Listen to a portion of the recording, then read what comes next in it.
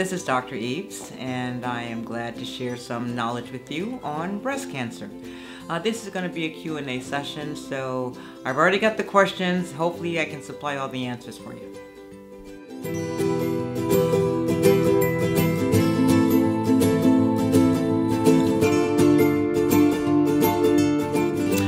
Okay, one of the first questions I always get from patients is, how did I get this disease? It's a common question that most individuals will ask, and to tell you the truth, the only thing that we can tell you about particularly breast cancer, is that it does grow and it starts in the ducts of the breast.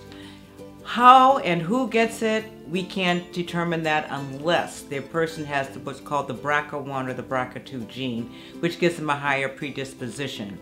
However, what we do know is that if a young person develops breast cancer, or an older person, it's because the body no longer recognizes itself as self, and it starts to fight against it, and then you start to get a growth that knows no boundaries and then can spread. When we're talking about breast cancer, there are essentially 5 stages. The 5 stages include in situ, i.e. it's just inside the breast, maybe just inside the nipple, and it's not going to go anywhere. And those conditions are 100% safe. The worst case scenario is stage 5, in which the disease has spread outside the primary breast tissue and has gone to distant sites. For example, the liver, the lung, the bone, and the brain. Those are the main sites for what we call metastatic disease.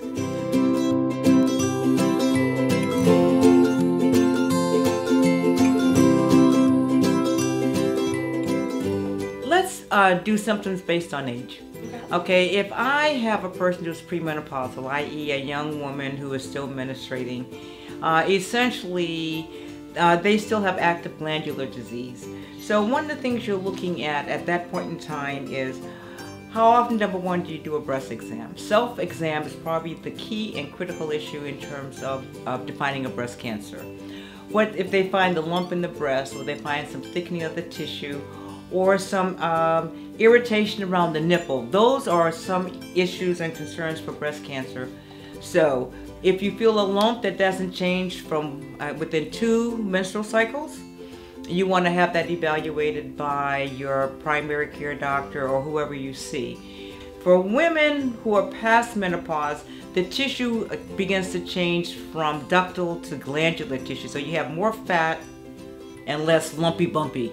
And for those individuals, it's a lot more easier to find because you're not looking at structural tissues changes. Because the breast has 2 types of tissues. It has smooth tissue and it has lumpy tissue. As we get older and we go through menopause, the lumpy tissue gets less and the smoother tissue or the fatty tissue becomes more. So it's easier to find in those individuals. But the same thing would apply. If you have a lump that doesn't disappear within a 2-month period of time, if you see redness or tenderness in the area, if you see discoloration of the skin, you need to have it evaluated by your doctor.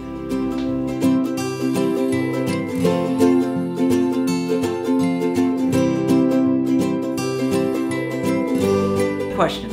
Because there are many options that we have, and it really depends on the size of the cancer. I always like to tell patients, if you can palpate a cancer that's 2.5 millimeters or centimeters in size, it's been present for 5 years, because it takes it just that long to grow. And a palpable 2.5 centimeter lesion depends on where it's located. If it's located on the outer side of the breast, even on the medial side of the breast, you can do a fine needle aspiration biopsy, because you need to first, number one, establish the diagnosis and make sure what it is. And the second piece after that, once you have the diagnosis of cancer, then the options are lumpectomy, simple mastectomy, modified radical mastectomy, straight for just radiation treatment, or chemotherapy, depending on the size, to shrink it down so that all the other things can be, all the other interventional steps can be taken.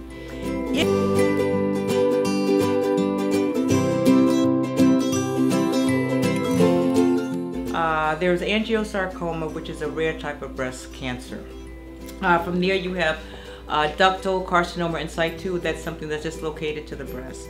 Then you have stage 1 cancer, which is a mass that's less than 2 centimeters in size, that's localized and easily defined.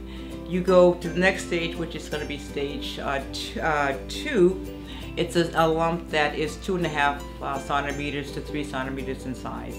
The higher up you go in terms of centimeter, and we look at the biggest size as being, quote, 5 centimeters in size, you already know that that's a mass that has dissected or spread beyond the breast tissue because it's there.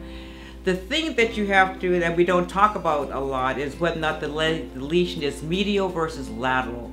Most breast cancers are on the lateral side of the breast. So therefore you can do lymph node dissecting to determine whether or not it's spread beyond that.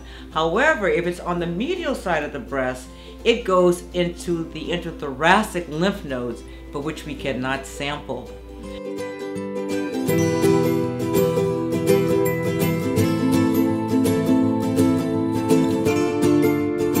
Well, you know, that's such a loose term. And I say that anecdotally, because the things that you want to always do is a monthly breast exam. You do a monthly breast exam, you're actually going to know the architecture of your breast. And once you know your architecture of your breast, then if you feel something that's abnormal and is present through 2 menstrual cycles, it needs to be evaluated. If you know that you have a high risk for breast cancer, i.e. your mother had breast cancer, her sister had breast cancer, your grandmother had breast cancer, then it's a high probability that you carry the BRCA1 or the BRCA2 gene, and your risk of developing cancer is extremely greater than the average population. For most individuals, there are some factors that are contributory but not diagnostic for developing breast cancer. And they had to do, if you're overweight, if your diet if you have a bad diet, all of these things change the immune status of the body, which can lead to other things down the line, including breast cancer. The second piece is if you feel a lump, you want to get some attention done right away. So prevention is breast exam every month, every single month, and then report. If you have any questions, feel free to leave a comment below. And for more informational videos, don't forget to subscribe to our channel and give us a thumbs up. Thanks again for choosing Marque Urgent Care.